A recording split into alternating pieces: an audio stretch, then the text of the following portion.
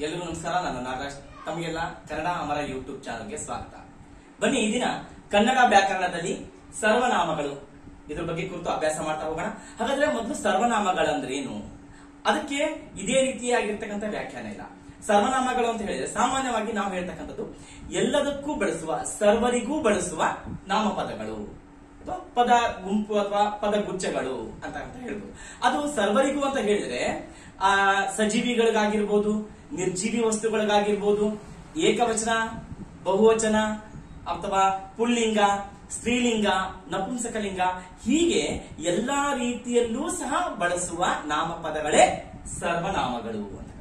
ನಾವು ಸಾಮಾನ್ಯವಾಗಿ ಹೇಳ್ತಾ ಹೋಗ್ತೀವಿ, ನಾಮಪದಗಳಿಗೆ ಬದಲಾಗಿ ಬಳಸುವ ಪದಗಳನ್ನ ಸರ್ವನಾಮಗಳು ಎನ್ನುವರು.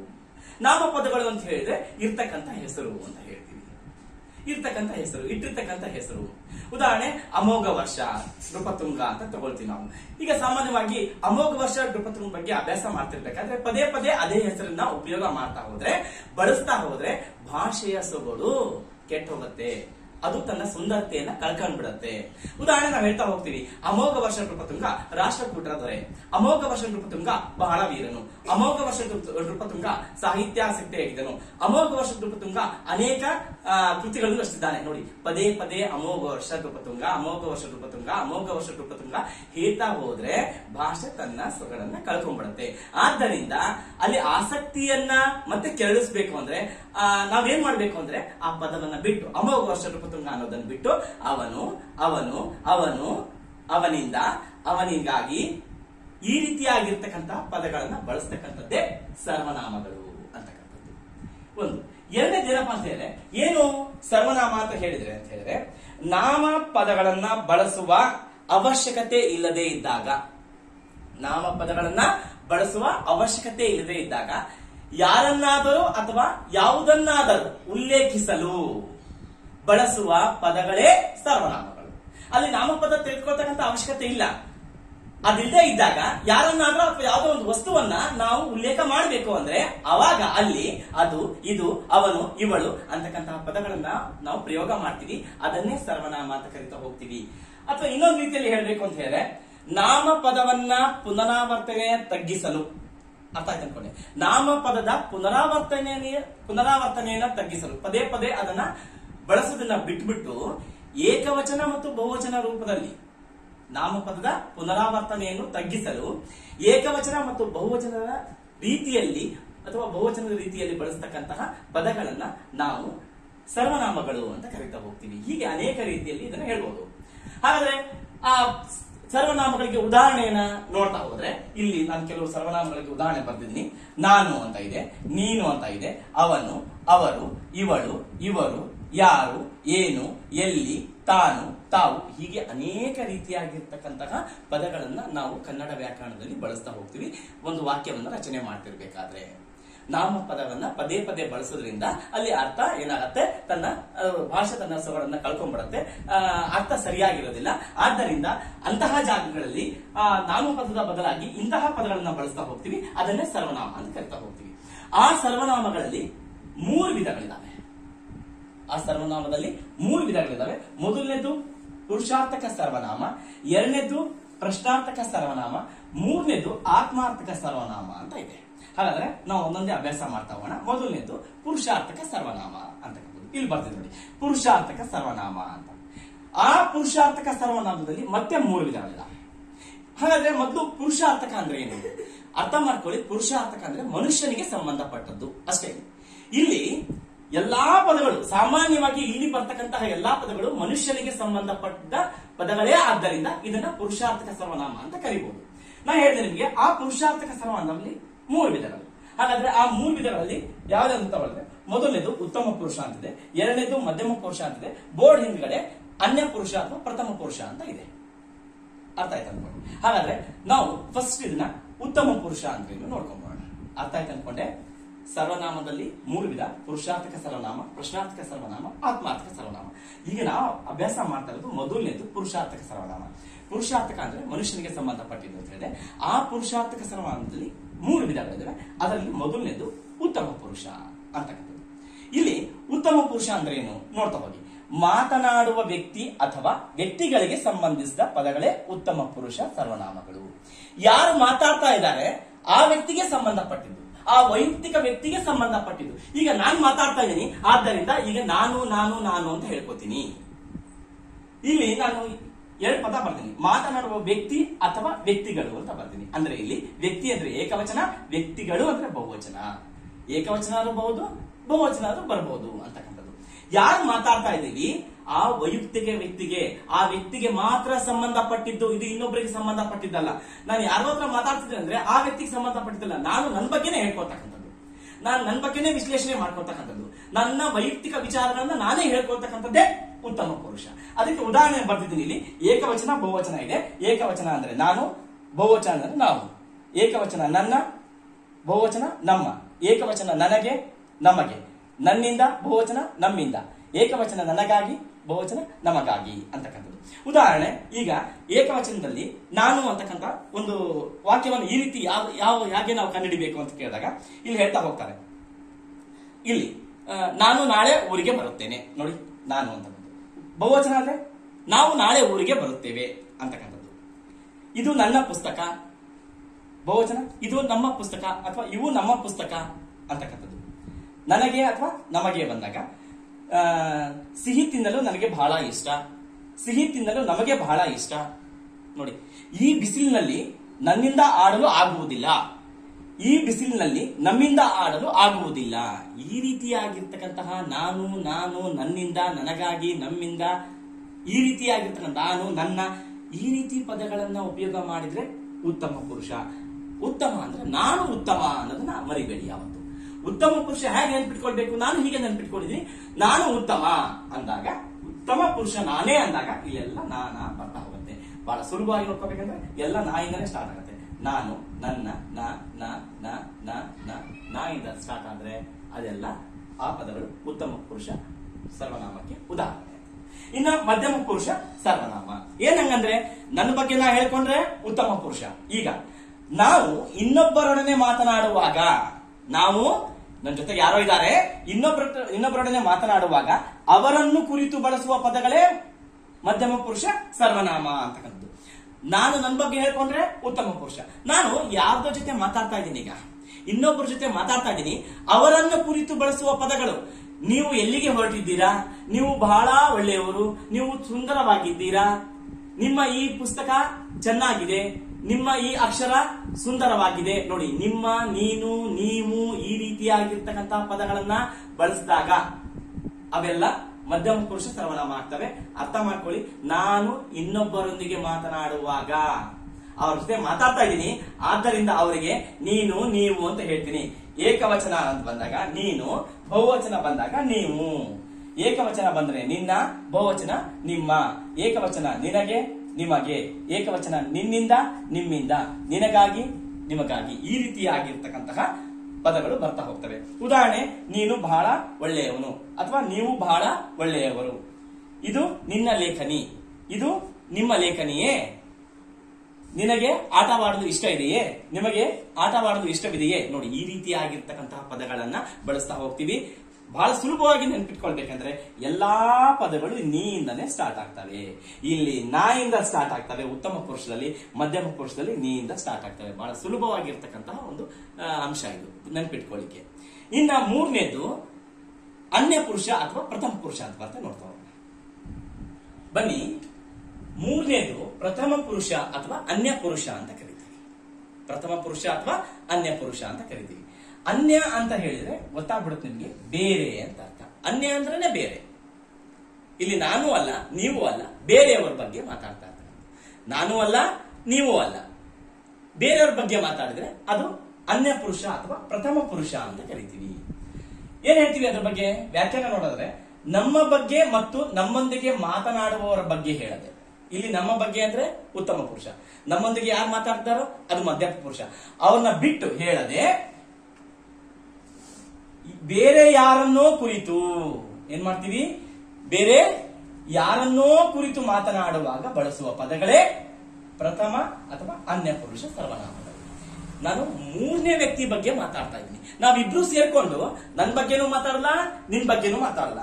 ನಾವಿಬ್ರು ಸೇರ್ಕೊಂಡು ಯಾವ್ದೋ ಬಗ್ಗೆ ಮಾತಾಡ್ತಾ ಇದ್ದೀವಿ, ಯಾವ್ದೋ ವಸ್ತು ಬಗ್ಗೆ ಮಾತಾಡ್ತಾ ಇದ್ದೀವಿ, ಯಾವ್ದೋ ವ್ಯಕ್ತಿ ಬಗ್ಗೆ ಮಾತಾಡ್ತಾ ಇದ್ದೀವಿ, ಯಾವ್ದೋ ಸ್ಥಳದ ಬಗ್ಗೆ ಮಾತಾಡ್ತಾ ಇದ್ದೀವಿ.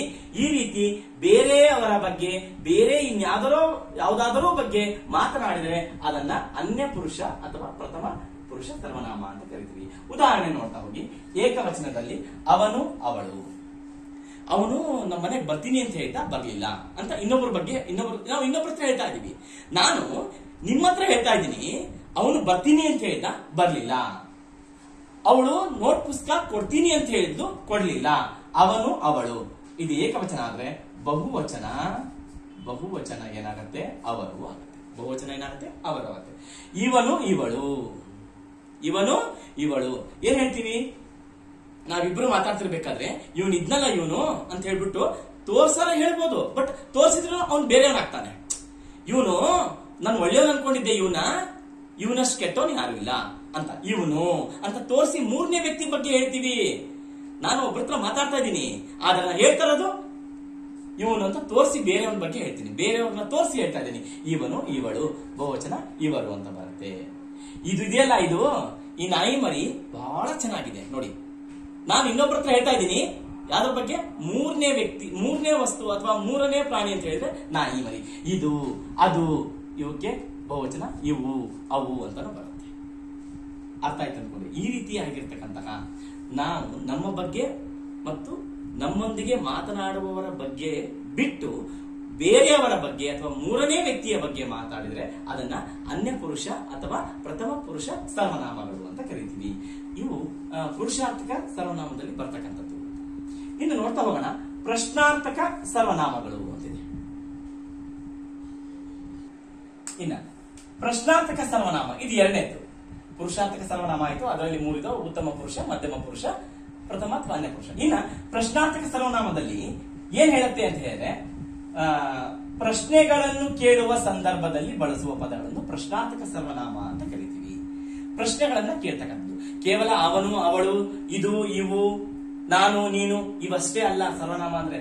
ಪ್ರಶ್ನಾರ್ಥಕ ಸರ್ವನಾಮ ಪ್ರಶ್ನೆಗಳನ್ನ ಕೇಳ್ತಕ್ಕಂತ ಒಂದು ಸಂದರ್ಭದಲ್ಲಿ ಬಳಸ್ತಕ್ಕಂಥ ಪದಗಳು ಸಹ ಪ್ರಶ್ನಾರ್ಥಕ ಸರ್ವನಾಮ ಆಗ್ತವೆ. ಉದಾಹರಣೆ ಇಲ್ಲಿ ಬರ್ತಿದೆ ನೋಡಿ. ಅವನು ಯಾರು ಅಂತ ಕೇಳುತ್ತೀವಿ, ಅಲ್ಲಿ ಉತ್ತರ ಏನ್ ಸಿಗತ್ತೆ? ಅವನು ರಮೇಶ ಅಂತ ಸಿಗತ್ತೆ. ರಮೇಶ ಅನ್ನೋದೇನು? ಸರ್ವನಾಮ, ನಾಮಪದ, ಕ್ಷಮಿಸಿ, ಅದು ನಾಮಪದ. ನಾಮಪದದ ಬದಲಾಗಿ ಬಳಸುವ ಪದಗಳೇ ಸರ್ವನಾಮ ಅಂತ ಹೇಳಿದೆ. ಇದು ನಾಮಪದವನ್ನ ಬಳಸಲಾಗಿಲ್ಲ. ನಾಮಪದದ ಬದಲಾಗಿ ನಾನೇನ್ ಬಳಸಿದೆ? ಯಾರು ಅಂತ ಬಳಸಿದೆ. ಯಾರು ಅಂತಕ್ಕಂಥದ್ದು ಪ್ರಶ್ನಾರ್ಥಕ ಸರ್ವನಾಮ. ಪ್ರಶ್ನೆಗಳನ್ನು ಕೇಳುವ ಒಂದು ಪದ, ಪ್ರಶ್ನೆಗಳನ್ನ ಕೇಳಲಿಕ್ಕೆ ಬಳಸ್ತಕ್ಕಂಥ ಒಂದು ಪದ. ಅವನು ಯಾರು ಅಂತ ಬಂದಾಗ ರಮೇಶ ಅಂತಕ್ಕಂಥದ್ದು ಅದು ನಾಮಪದ. ಆ ಹೆಸರನ್ನ ಹೇಳಂಗಿಲ್ಲ. ಇಲ್ಲಿ ರಮೇಶ ಅಂತಕ್ಕಂಥದ್ದು ನಾಮಪದ. ನಾಮ ಅಂದ್ರೆ ಹೆಸರನ್ನು ಸೂಚಿಸುವ ಪದ. ನಾಮಪದಗಳಿಗೆ ಬದಲಾಗಿ ಏನ್ ಬಳಸ್ತೀವಿ ನಾವು? ಯಾರು ಅಂತ ಬಳಸಿದ್ವಿ. ಇಲ್ಲಿ ಅವನು ಅಂತಿದೆ, ಅವನು ಸಹ ನಾಮಪದನೇ. ಅದು ಪ್ರಥಮ ಪುರುಷ ಅಥವಾ ಅನ್ಯ ಪುರುಷ ಅಂತ ಹೇಳಿದೆ. ಇಲ್ಲಿ ನಮಗೆ ಬಹಳ ಮುಖ್ಯವಾಗಿ ಬೇಕಾಗಿರೋದು, ನಾನು ಓದ್ತಾ ಇರೋದು, ನಾನು ನಿಮಗೆ ಹೇಳ್ತಾ ಇರೋದು ಪ್ರಶ್ನಾರ್ಥಕ ಸರ್ವನಾಮ. ಈ ಪದಕ್ಕೆ ಬಹಳ ಒತ್ತು ಕೊಡಿ. ಇಲ್ಲಿ ಯಾರು ಅಂತ ಬಂದಾಗ ರಮೇಶ, ಉಮೇಶ ಅದು ಉತ್ತರ. ಅದಕ್ಕೆ ಬದಲಾಗಿ ಇದನ್ನ ಹೇಳ್ತೀವಿ ಯಾರು ಅಂತ. ಇದನ್ನ ಉದಾಹರಣೆ ಕೊಡ್ತೀವಿ. ನೀವು ಎಲ್ಲಿಗೆ ಹೋಗುವಿರಿ ಅಂತಕ್ಕಂಥ, ಎಲ್ಲಿಗೆ ಅಂತಕ್ಕಂಥದ್ದು ಪ್ರಶ್ನಾರ್ಥಕ ಸರ್ವನಾಮ. ಅವ್ರು ಹೇಳ್ತಾರೆ ನಾವು ಬೆಂಗಳೂರಿಗೆ ಹೊರಟಿದ್ದೇವೆ. ಈ ಬೆಂಗಳೂರು ಅಂತಕ್ಕಂಥದ್ದು ನಾಮಪದ, ಹೆಸರನ್ನು. ಅದಕ್ಕೆ ಬದಲಾಗಿ ಎಲ್ಲಿಗೆ ಅಂತ ಪ್ರಶ್ನೆ ಮಾಡ್ತೀವಿ. ಇಲ್ಲ, ಇದು ಯಾವ ಪುಸ್ತಕ ಅಂತಿದೆ, ಇಲ್ಲಿ ಯಾವ ಅಂತಿದೆ. ಇದು ಕನ್ನಡ ಪುಸ್ತಕ. ಕನ್ನಡ ಅಂತಕ್ಕಂಥದ್ದು ನಾಮಪದ. ಆ ನಾಮಪದಕ್ಕೆ ಬದಲಾಗಿ ಯಾವ ಅಂತಕ್ಕಂಥ ಪದವನ್ನ ಬಳಸಿದೀನಿ. ಇದು ಪ್ರಶ್ನಾರ್ಥಕ ಸರ್ವನಾಮ. ಆದ್ದರಿಂದ ನಾವು ಪದೇ ಪದೇ ಹೇಳ್ತಿದ್ದೀನಿ, ನಾಮಪದಕ್ಕೆ ಬದಲಾಗಿ ಬಳಸ್ತಾ ಇದೀವಿ. ಇಲ್ಲಿ ನಾನು ಹೇಳಿದೆ ನಿಮಗೆ, ಇದು ನಾಮಪದ. ನಾಮಪದಕ್ಕೆ ಬದಲಾಗಿ ಯಾವ ಅಂತ ಬಳಸ್ತೀವಿ. ತಾಜ್ ಮಹಲ್ ಎಲ್ಲಿದೆ ಅಂತ ಇದೆ. ಉತ್ತರ ಏನ್ ಬರುತ್ತೆ? ತಾಜ್ ಮಹಲ್ ಆಗ್ರಾದಲ್ಲಿದೆ. ಆಗ್ರಾ ಅಂತಕ್ಕಂಥದ್ದು ನಾಮಪದ. ನಾಮಪದಕ್ಕೆ ಬದಲಾಗಿ ಎಲ್ಲಿ ಅಂತ ಕೇಳ್ತೀನಿ. ಅದು ಪ್ರಶ್ನಾರ್ಥಕ, ಪ್ರಶ್ನೆಯನ್ನು ಕೇಳುವಾಗ ಬಳಸುವ ಪದಗಳು. ಆದ್ದರಿಂದ ಇದನ್ನು ಪ್ರಶ್ನಾರ್ಥಕ ಸರ್ವನಾಮ ಅಂತ ಹೇಳ್ತೀವಿ. ಲಾಸ್ಟ್ ಉದಾಹರಣೆ, ಶ್ರೀರಾಮನು ಯಾರ ಮಗ? ಶ್ರೀರಾಮನು ದಶರಥನ ಮಗ. ದಶರಥ ಅಂತಕ್ಕಂಥದ್ದು ನಾಮಪದ. ನಾಮಪದಕ್ಕೆ ಬದಲಾಗಿ ಯಾರ ಅಂತ ಬಳಸ್ತೀವಲ್ಲ. ಹೀಗೆ ಯಾರು, ಎಲ್ಲಿ, ಯಾವ, ಎಲ್ಲಿಗೆ ಈ ರೀತಿಯಾಗಿರ್ತಕ್ಕಂತಹ ಪದಗಳು ನಾವು ಬಳಸ್ತಾ ಹೋಗ್ತೀವಿ. ಪ್ರಶ್ನೆಯನ್ನ ಮಾಡುವಾಗ ಇವುಗಳನ್ನ ಪ್ರಶ್ನಾರ್ಥಕ ಸರ್ವನಾಮ ಅಂತ ಕೇಳ್ತೀವಿ. ಯಾಕಂದ್ರೆ ಅಲ್ಲಿ ಉತ್ತರ ಬರುತ್ತೆ, ಆ ಉತ್ತರ ಬಂದಿದ್ದಲ್ಲ ನಾಮಪದಗಳು. ಆ ನಾಮಪದವನ್ನು ಹೇಳಂಗಿಲ್ಲ, ಬದಲಾಗಿ ಇವನ್ ಬಳಸ್ತೀವಿ. ಇನ್ನ ಕೊನೆಯದಾಗಿ ಇದೆ ಆತ್ಮಾರ್ಥಕ ಸರ್ವನಾಮ ಅಂತ ಇದೆ. ಏನು ಆತ್ಮಾರ್ಥಕ ಸರ್ವನಾಮ ಅಂತ ಹೇಳಿದ್ರೆ, ಆತ್ಮಾರ್ಥಕ ಸರ್ವನಾಮ ಅಂತ ಹೇಳಿದ್ರೆ ನಾವು ಗೌರವ ಸೂಚಕವಾಗಿ ಬಳಸುವ ಪದಗಳು. ನಾವು ಪೂಜ್ಯರೊಂದಿಗೆ, ಹಿರಿಯರೊಂದಿಗೆ ಬಹಳ ಬೆಲೆ ಕೊಟ್ಟು, ಬಹಳ ಗೌರವ ಕೊಟ್ಟು ಅವರನ್ನ ಮಾತಾಡಿಸ್ತೀವಿ. ಈಗ ನೀನ್ ಬರ್ಲೇಬೇಕು ಅನ್ನೋ ಬದಲು ತಾವು ಬರ್ಲೇಬೇಕು, ಇದು ತಮ್ಮಿಂದಲೇ ಆಗ್ಬೇಕು. ನೋಡಿ, ಅಲ್ಲಿ ಒತ್ತಿ ಕೊಟ್ಟು ಹೇಳ್ತೀವಿ, ಬಹಳ ಒತ್ತು ಕೊಡ್ತಾ ಇದೀವಿ, ಅವರಿಗೆ ಬಹಳ ಗೌರವ ಕೊಡ್ತಾ ಇದೀವಿ. ಅವರಿಂದನೇ ಆಗತ್ತೆ, ಅವರೇ ಬಹಳ ಮುಖ್ಯ, ಅವರು ಬಹಳ ಮುಖ್ಯ ಅನ್ನೋದನ್ನ ಅಲ್ಲಿ ಉಲ್ಲೇಖ ಮಾಡಿ ಹೇಳ್ತಕ್ಕಂತಹ ಪದಗಳೇ ಆತ್ಮಾರ್ಥಕ ಸರ್ವನಾಮಗಳು ಅಂತ ಹೇಳಿ ಇಲ್ಲಿ ಹೇಳ್ತೀನಿ ಬನ್ನಿ. ಇನ್ನೊಂದು ಬಹಳ ಸುಲಭವಾಗಿ ಹೇಳ್ಬೇಕಂದ್ರೆ ಇಲ್ಲಿ ಆತ್ಮಾರ್ಥಕ ಸರ್ವನಾಮ ಅಂದ್ರೆ ಪುಲ್ಲಿಂಗ, ಸ್ತ್ರೀಲಿಂಗ, ನಪುಂಸಕಲಿಂಗ, ಹೀಗೆ ಈ ಮೂರೂ ಲಿಂಗಗಳಲ್ಲಿ ಏಕರೂಪವಾಗಿ ಬಳಸುವ ಪದಗಳೇ. ಅದು ಪುಲ್ಲಿಂಗ ಆಗಿರ್ಬೋದು, ಸ್ತ್ರೀಲಿಂಗ ಆಗಿರ್ಬೋದು, ನಪುಂಸಕಲಿಂಗ ಆಗಿರ್ಬೋದು, ಹುಡುಗ ಆಗಿರ್ಬೋದು, ಹುಡುಗಿ ಆಗಿರ್ಬೋದು, ಯಾವುದೇ ವಸ್ತು ಆಗಿರ್ಬೋದು, ಅವು ಎಲ್ಲದಕ್ಕೂ ಸೇರಿ ಏಕರೂಪವಾಗಿ, ಅದು ಹುಡುಗ, ಹುಡುಗಿ ಅಥವಾ ಯಾವುದೋ ಒಂದು ವಸ್ತು, ಎಲ್ಲದಕ್ಕೂ ಸೇರಿ ಒಂದೇ ಒಂದು ಕೆಲವೇ ಪದಗಳನ್ನ ಬಳಸ್ತೀವಿ ಏಕರೂಪವಾಗಿ. ಮೂರಕ್ಕೂ ಸೇರಿ ಒಂದೇ ಕೆಲವು ಪದಗಳನ್ನು ಬಳಸ್ತೀವಿ, ಅದನ್ನೇ ಆತ್ಮಾರ್ಥಕ ಸರ್ವನಾಮ ಅಂತ ಕರಿತೀವಿ. ಉದಾಹರಣೆ ನೋಡಿ ಹೇಳ್ತೀನಿ. ಏಕವಚನ ತಾನು, ಬಹುವಚನ ತಾವು. ಏಕವಚನ ತನಗೆ, ಬಹುವಚನ ತಮಗೆ. ಏಕವಚನ ತನ್ನ, ತಮ್ಮ. ಏಕವಚನ ತನ್ನಿಂದ, ತಮ್ಮಿಂದ, ಬಹುವಚನ ತನಗಾಗಿ, ತಮಗಾಗಿ. ಇದು ಎಲ್ಲ ಏಕವಚನ, ಇವೆಲ್ಲ ಬಹುವಚನ. ಇವೆಲ್ಲ ತಾ ತಾ ತಾ ಅಂತ ಬಂತಂದ್ರೆ ಅರ್ಥ ಮಾಡ್ಕೊಳ್ಬೇಕು, ಅದು ಆತ್ಮಾರ್ಥಕ ಸರ್ವನಾಮ. ನೀ ನೀ ನೀ ಅಂತ ಬಂತಂದ್ರೆ ಅದು ಮಧ್ಯಮ ಪುರುಷ, ಅದು ಹೇಳಿದ್ವಿ. ಉತ್ತಮ ಪುರುಷ ನಾ ಅಂತ ಬರುತ್ತೆ. ಇವೆಲ್ಲ ಆ ಈ ಅಂತ ಬರುತ್ತೆ, ಯಾವುದು ಅನ್ಯ ಪುರುಷ. ಇಲ್ಲಿ ನೋಡಿ, ನಾನು ಹೇಳಿದೆ ನಿಮಗೆ ಪುಲ್ಲಿಂಗ, ಸ್ತ್ರೀಲಿಂಗ, ನಪುಂಸಕಲಿಂಗ ಮೂರಕ್ಕೂ ಒಂದೇ ರೂಪವಾಗಿ ಏಕರೂಪವಾಗಿ ಬಳಸ್ತೀನಿ. ಕೆಲವು ಪದಗಳು ಬರ್ತವೆ, ಅದೇ ಹೇಳಿದೆ ನಿಮಗೆ, ತಾನು, ತಾವು ಅಂತ. ಇಲ್ಲಿ ಹೇಳ್ತಾ ಹೋಗ್ತೀನಿ. ಯಾವ್ದಾದ್ರು ಒಂದು ಮದುವೆ ಕರಿಬೇಕಾದ್ರೆ ತಾವು ಈ ಮದುವೆಗೆ ಬರಲೇಬೇಕು, ಈ ಮದುವೆಗೆ ತಾವು ಬರಬೇಕು.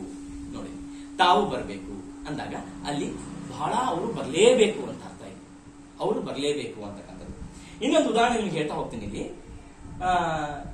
ಎಲ್ಲಿ ಪುಲ್ಲಿಂಗ ಅಥವಾ ಸ್ತ್ರೀಲಿಂಗಕ್ಕೆ, ಅದು ಪುಲ್ಲಿಂಗ ಆಗಿರ್ಬೋದು, ಸ್ತ್ರೀಲಿಂಗ ಆಗಿರ್ಬೋದು.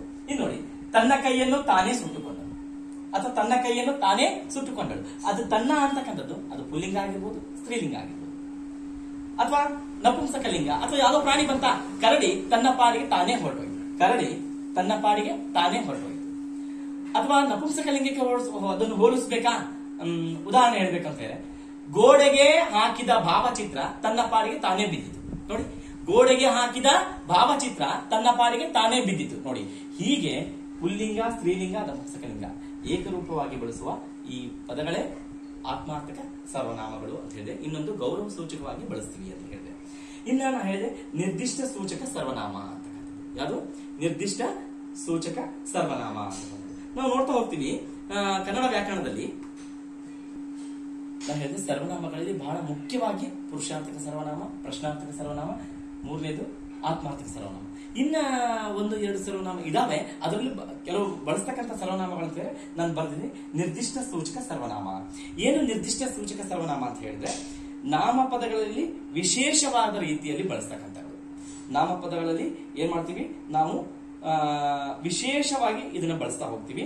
ಅಂತಹ ವಿಶೇಷ ಸಂದರ್ಭ ಅಂತ ಹೇಳಿದ್ರೆ ಯಾವಾಗ ಅಂತ ಹೇಳಿದ್ರೆ, ಆ ಮನೆ ಬಹಳ ಸುಂದರವಾಗಿದೆ. ನೋಡಿ, ಆ ಮನೆ, ಆ ಅಂತಕ್ಕಂಥದ್ದು ಬಳಸ್ತೀವಲ್ಲ, ಆ ಮನೆ ಬಹಳ ಸುಂದರವಾಗಿದೆ. ಈ ಪುಸ್ತಕ ನನ್ನದು, ಈ ಪುಸ್ತಕ ನನ್ನದು ಅಂತಕ್ಕಂಥದ್ದು ಹೇಳ್ಬೇಕಾದ ಸಂದರ್ಭದಲ್ಲಿ ಇದನ್ನ ಬಳಸ್ತಾ ಹೋಗ್ತೀವಿ. ಇದು ನಿರ್ದಿಷ್ಟವಾಗಿ ಆ ಮನೆ ಅಂದ್ರೆ ಅದೇ ಮನೆ, ಈ ಪುಸ್ತಕ ಇದು ನಂದೇ, ಈ ಪುಸ್ತಕ ಇದೆಲ್ಲ ಇದೇ ಪುಸ್ತಕ ನಂದು, ಅದೇ ಮನೆ ಬಹಳ ಸುಂದರವಾಗಿರೋದು, ನಿರ್ದಿಷ್ಟವಾಗಿ ಹೇಳ್ತಕ್ಕಂತಹ ಒಂದು ಸರ್ವನಾಮಗಳು. ಇನ್ನು ಸಂಬಂಧ ಸೂಚಕ ಸರ್ವನಾಮಗಳು ಅಂತ ಇದೆ. ಏನು ಸಂಬಂಧ ಸೂಚಕ ಸರ್ವನಾಮಗಳು ಅಂತ ಹೇಳಿದ್ರೆ, ಎರಡು ವಾಕ್ಯಗಳನ್ನ ಸೇರಿಸಿ ಒಂದೇ ವಾಕ್ಯವನ್ನಾಗಿ ಮಾಡ್ತಕ್ಕಂತಹ ಸಂದರ್ಭದಲ್ಲಿ ಬಳಸ್ತಕ್ಕಂತಹ ಸರ್ವನಾಮಗಳು, ಅದನ್ನ ಸಂಬಂಧ ಸೂಚಕ ಸರ್ವನಾಮಗಳು ಅಂತ ಹೇಳ್ತಾ ಹೋಗ್ತೀವಿ. ಅದಕ್ಕೆ ಉದಾಹರಣೆ ಹೇಳ್ಬೋದು ಅಂತ ಹೇಳಿದ್ರೆ, ನಾನು ಯಾವ ಪುಸ್ತಕವನ್ನ ಹುಡುಕ್ತಾ ಇದ್ನೋ, ಈ ಪುಸ್ತಕ ಅದೇ. ನೋಡಿ, ನಾನು ಒಂದು ಪುಸ್ತಕವನ್ನ ಹುಡುಕ್ತಾ ಇದ್ದೆ, ಇದು ಪುಸ್ತಕ. ಎರಡು ಸೇರಿಸಿ ಏನ್ ಮಾಡ್ತೀವಿ, ಒಂದು ವಾಕ್ಯಗಳನ್ನ ಸೇರಿಸಲಿಕ್ಕೆ ಏನು ಪದವನ್ನ ಬಳಸ್ತಾ ಹೋಗ್ತೀವೋ ಅದನ್ನೇ ಏನ್ ಕರಿತೀವಿ, ಸಂಬಂಧ ಸೂಚಕ ಸರ್ವನಾಮ ಅಂತಕ್ಕಂಥದ್ದು. ಇನ್ನೊಂದು ಉದಾಹರಣೆ ಕೊಡ್ಬೇಕಂದ್ರೆ, ನಾನು ಯಾರ ಬಗ್ಗೆ ಹೇಳ್ತಾ ಇದ್ನೋ ಆ ವ್ಯಕ್ತಿ ಇವನೇ. ನೋಡಿ, ನಾನು ಯಾರ್ದೋ ಬಗ್ಗೆ ಹೇಳ್ತಾ ಇದ್ದೆ, ಆ ವ್ಯಕ್ತಿ ಇವನು. ಅಲ್ಲಿ ಎರಡು ವಾಕ್ಯಗಳು ಇರೋದ್ರಿಂದ ಆ ಎರಡೂ ವಾಕ್ಯಗಳನ್ನ ಸೇರಿಸ್ತಕ್ಕಂಥ ಪದ ನಾನು ಯಾರ ಬಗ್ಗೆ. ನೋಡಿ, ಯಾರ ಅಂತಕ್ಕಂಥದ್ದು ನಾನು ಯಾರ ಬಗ್ಗೆ ಹೇಳ್ತಾ ಇದ್ನೋ ಅದು ಏನ್ ಮಾಡುತ್ತೆ, ಈ ಪದ ಅಂತಕ್ಕಂಥದ್ದು ಎರಡು ವಾಕ್ಯಗಳನ್ನ ಸೇರಿಸ್ತು. ನಾನು ಯಾವ ಪುಸ್ತಕವನ್ನ ಹುಡುಕ್ತಾ ಇದ್ನೋ ಆ ಪುಸ್ತಕ ಇದೆ. ನೋಡಿ, ಯಾವ ಪುಸ್ತಕ. ಈ ರೀತಿಯಾಗಿರ್ತಕ್ಕಂತಹ ಪದಗಳು ಸಹ ಏನ್ ಮಾಡ್ತವೆ, ಸರ್ವನಾಮಗಳಾಗ್ತವೆ. ಅದನ್ನ ಸಂಬಂಧ ಸೂಚಕ ಸರ್ವನಾಮಗಳು ಅಂತ ಕರೀತಾರೆ.